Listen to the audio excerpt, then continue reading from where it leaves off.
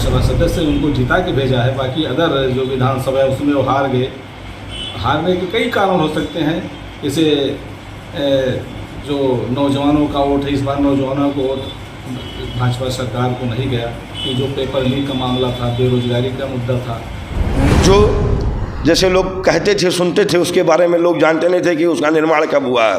वो ब्रिटिश काल के समय का निर्माण था, अंग्रेजों के द्वारा का निर्माण था। लेकिन हमारे आदरणीय प्रधानमंत्री नरेंद्र मोदी जी अपने कार्यकाल में एक नए संसद भवन का निर्माण कर करके और ये दिखा दिए कि देश को कैसे चलाया जाएगा और उस संसद में बैठ करके कैसे चलाना है, वहाँ के लोगों को और भारत के लोगों को बता दिए। लोकसभा में भी और मंचों पे भी सर्वे भवन्तु सुखिनः का सर्वे सन्तु निरामया की बात करते हैं, तो मूर्खतापूर्वक ये बातें नहीं कहनी चाहिए प्रधानमंत्री के खिलाफ। वो भी आशीर्वाद रहा और उसी आशीर्वाद का ये परिणाम है कि आज वो तीसरी बार प्रधानमंत्री बनने जा रहे हैं और संपूर्ण बहुमत के साथ बनने जा रहे हैं। जो सहयोगी नेतागण उनके हैं, उन्होंने साथ साथ प्रणाम करके उनको कह दिया है कि हम लोग आपके अनुकूलता में कार्य करेंगे, हमें कोई अपना पर्सनल कोई हमारी इच्छा निवारण नहीं है। और जैसे हर पिछले 10 वर्षों में उन्होंने अयोध्या के विकास के लिए प्रयास किया है, हमें उम्मीद है, अयोध्या की पूरी जनता को उम्मीद है कि इस बार भी वो प्रयास और रंग लाएगा और अयोध्या के विकास के लिए वो काम करेंगे और देश के विकास के लिए काम करेंगे। देश में लोकसभा का चुनाव पूरी तरीके से संपन्न हो गया है, मतगणना हो चुकी है, बहुमत साबित हो चुका है और एनडीए की सरकार बनने जा रही है। सभी पार्टियों ने जो एनडीए में शामिल हैं, उन्होंने प्रधानमंत्री नरेंद्र मोदी को अपना नेता चुना है और आज वो प्रधानमंत्री नरेंद्र मोदी देश में तीसरी बार अपनी सरकार बना रहे हैं और साथ ही साथ इस देश को तरक्की के रास्तों पर लेकर जाएंगे। देश के प्रधानमंत्री के रूप में जब तीसरी बार बनने जा रहे हैं नरेंद्र मोदी, तो अयोध्या के साधु संतों ने क्या कहा है, आइए सुनते हैं इस खास रिपोर्ट में। एनबी भारत न्यूज़ के लिए मैं नौशाद आलम, अयोध्या से। माननीय मोदी जी तीसरी बार प्रधानमंत्री बनने जा रहे हैं या तो बन ही चुके हैं। इसमें संतों में बड़ी खुशी की लहर है। हर्षोल्लास के साथ संत यही चाह रहे हैं कि कम से कम राष्ट्र का विकास हो। भगवान राम लला का मंदिर तो बन ही गया, लेकिन राष्ट्र का विकास बाकी है। देश को विश्व गुरु बनने की बात अभी बाकी है। इन सब बातों को लेकर पूरे संत समाज यही चाहते हैं कम से कम राष्ट्र गुरु के रूप में भारत को देखा जाए, विश्व गुरु बन जाए, और ये काम नरेंद्र मोदी के द्वारा ही संभव है। इसलिए संतों में बड़ी खुशी की बात है। हाँ, संतों में बहुत खुशी है। इसलिए अयोध्या से उन्होंने भाजपा की सीट जो लल्लू सिंह जी थे लोकसभा सदस्य, उनको जिता के भेजा है। बाकी अदर जो विधानसभा है उसमें वो हार गए। हारने के कई कारण हो सकते हैं, जैसे जो नौजवानों का वोट है, इस बार नौजवानों को वोट भाजपा सरकार को नहीं गया, कि जो पेपर लीक का मामला था, बेरोजगारी का मुद्दा था, और गांव में किसानों के अंदर जो बात है वो जैसे छोटा जानवरों के बारे में गांव के किसान बहुत पीड़ित हैं। और गांव के करीब जिस शहर अयोध्या के करीब वाले जो किसान हैं, जो कुछ बातें चर्चा में आई कि कानून बदल दिया जाएगा, इस बात को विपक्ष काफ़ी तरह से बना पाया और मौजूदा सरकार इस झूठे और फरेबी द्वारा जो प्रचार हुआ, फरेब द्वारा, उसको नज़रअंदाज करती रही, जिसका खामियाजा सरकार को भुगतना पड़ा और वोट अदर पार्टियों को चला गया। क्या शुभ नाम है आपका? मैं महंत रामशोक दास, वैष्णव विरक्त निशान मंदिर, रामकोट, अयोध्या। साधु संतों में तो बहुत अच्छा माहौल है। सबसे पहले मैं कहना चाहूँगा सभी को जय सिया राम। मैं सनातन मंदिर से बाबा अभिषेक दास, और तीसरी बार नहीं, प्रधानमंत्री जी हमारे एक ऐसे पुरुष हैं जो युग पुरुष जो बोले गए हैं। हम लोग अपने पुराणों में, भागवत में, ग्रंथों में युग पुरुष जैसे राजा रामचंद्र भगवान के लिए सुनते थे कि युग पुरुष जन्म लिए थे, उसी प्रकार से हमारे आदरणीय प्रधानमंत्री नरेंद्र मोदी जी जन्म ले करके और तीसरी बार प्रधानमंत्री पद का अभी शाम को जो है 7:30 बजे शपथ ग्रहण समारोह है उनका और प्रधानमंत्री बनेंगे। इसके लिए तो मैं उनको अपनी तरफ से सहृदय से और अपने समस्त अखाड़े की तरफ से साधुवाद एवं धन्यवाद एवं बहुत ही आनंददायक पल महसूस कर रहा हूँ। बहुत ही खुशी महसूस हो रही है। बहुत ज़्यादा हमारे यहाँ संतों में खुशियाँ हैं। और क्या अपेक्षा करेंगे, जैसे राम मंदिर का निर्माण हुआ और ये सब भाजपा की सरकार है तो नहीं, अपेक्षा तो हमारा ये है कि आप जानिए विकास तो आप देख ही रहे हैं। हमारा देश राम मंदिर ही नहीं पूरे देश में विकास हुआ है। आप चाहे उज्जैन में देख लीजिए, चाहे आप बनारस में देख लीजिए, चाहे आप अयोध्या देख लीजिए, चाहे अभी आप लोगों को नहीं पता होगा दक्षिण भारत में एक हनुमान जी का जन्म स्थल है, जहां हनुमान जी की जन्मभूमि मानी जाती है। वहां भी काफ़ी बड़ा प्रोजेक्ट चल रहा है। बनारस में सर्वदेश्वर मंदिर है। ये इतना बड़ा मंदिर बनाया गया वहां योग की साधना के लिए कि व्यक्ति जाए और वहां योग करे। और सबसे बड़ा जो कार्य हुआ, सबसे बड़ा जो मंदिर हुआ, सबसे बड़ी जो स्थापना हुई वो हमारे संसद भवन की हुई। वो संसद भवन जो जैसे लोग कहते थे, सुनते थे, उसके बारे में लोग जानते नहीं थे कि उसका निर्माण कब हुआ है। वो ब्रिटिश काल के समय का निर्माण था, अंग्रेजों के द्वारा का निर्माण था। लेकिन हमारे आदरणीय प्रधानमंत्री नरेंद्र मोदी जी अपने कार्यकाल में एक नए संसद भवन का निर्माण कर करके और ये दिखा दिए कि देश को कैसे चलाया जाएगा और उस संसद में बैठ करके कैसे चलाना है वहाँ के लोगों को और भारत के लोगों को बता दिए। 140 करोड़ जनता की तरफ से ढेर सारा बधाई प्रधानमंत्री जी को।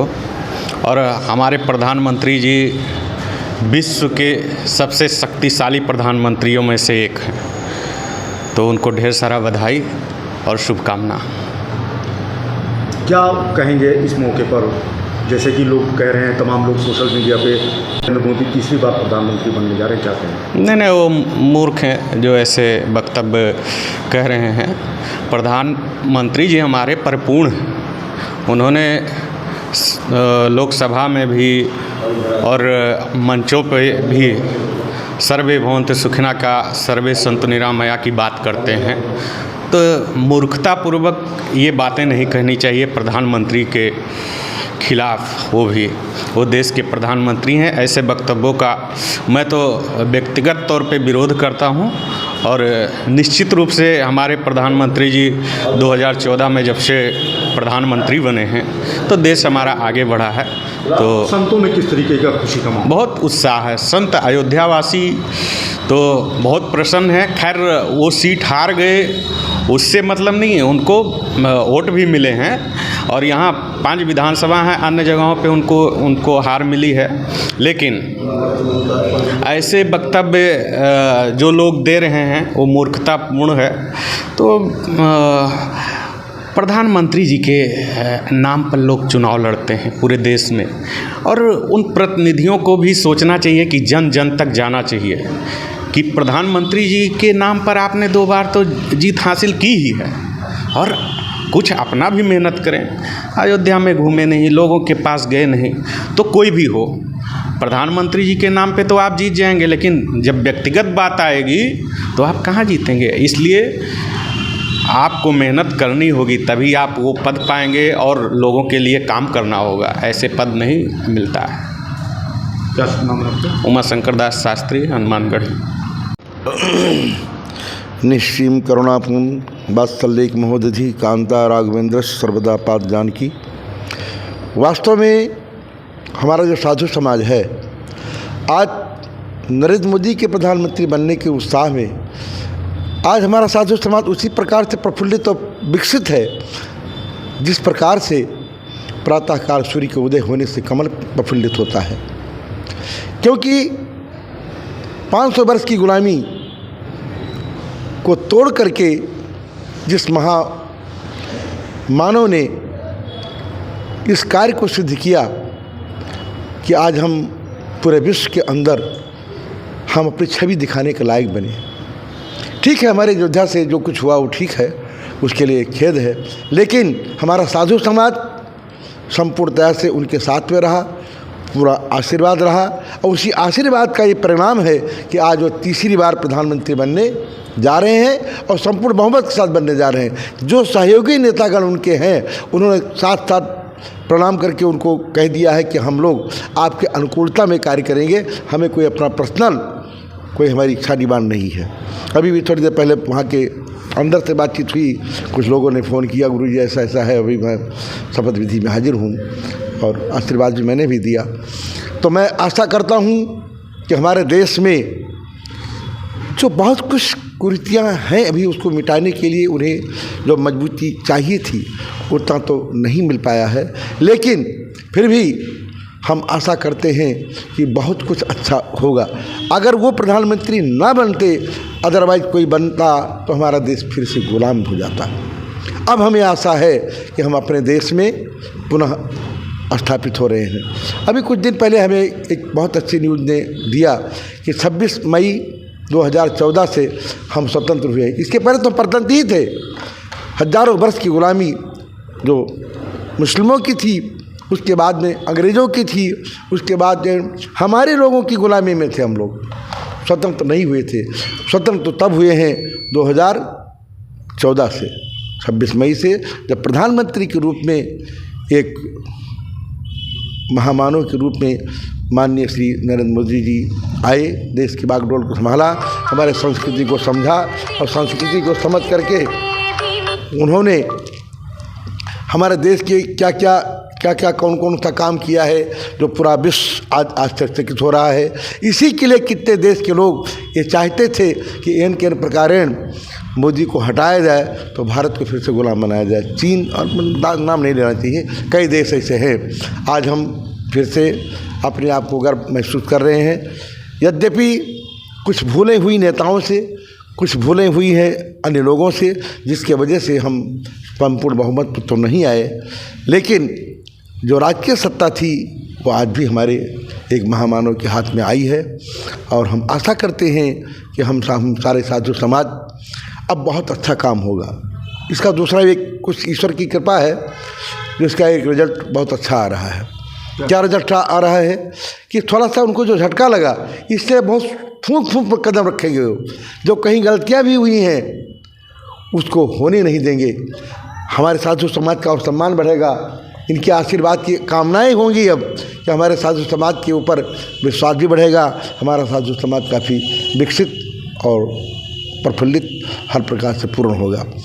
इसी के साथ साथ हम आज आशा करते हैं और प्रभु से प्रार्थना करते हैं कि उनको इतनी शक्ति प्रदान करें तो हमारे देश को अच्छे ढंग से ले चलें और हमारे साधु समाज हमारे देश की संस्कृति की रक्षा कर सके।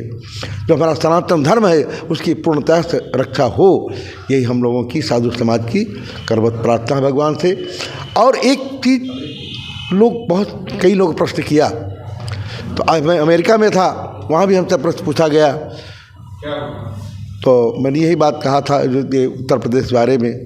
तो जिस उत्तर प्रदेश में राम भगत हित नर तनधारी और सह संकट किए साधु सुखारी, जिन प्रभु ने भक्तों के कष्ट को दूर करने के लिए अवतार धारण किया, उन्हीं परमात्मा को भी जब यहाँ की प्रजा नहीं हुई तो फिर मानव है कि नहीं।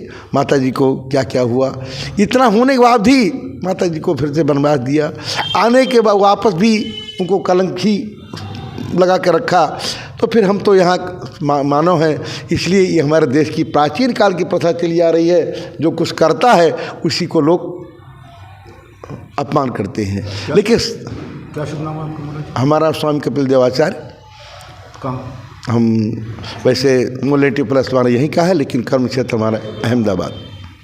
सब लोगों में बहुत अपार हर्ष है, बहुत खुशी है। ये नरेंद्र मोदी जी की, ये भारतीय जनता पार्टी की तीसरी बार सरकार बनने जा रही है। और जैसे हर पिछले 10 वर्षों में उन्होंने अयोध्या के विकास के लिए प्रयास किया है, हमें उम्मीद है, अयोध्या की पूरी जनता को उम्मीद है कि इस बार भी वो प्रयास और रंग लाएगा और अयोध्या के विकास के लिए वो काम करेंगे और देश के विकास के लिए काम करेंगे। क्या शुभ नाम है आपका? मेरा नाम कमलजीत सिंह, अयोध्या से। व्यापारी हैं? जी।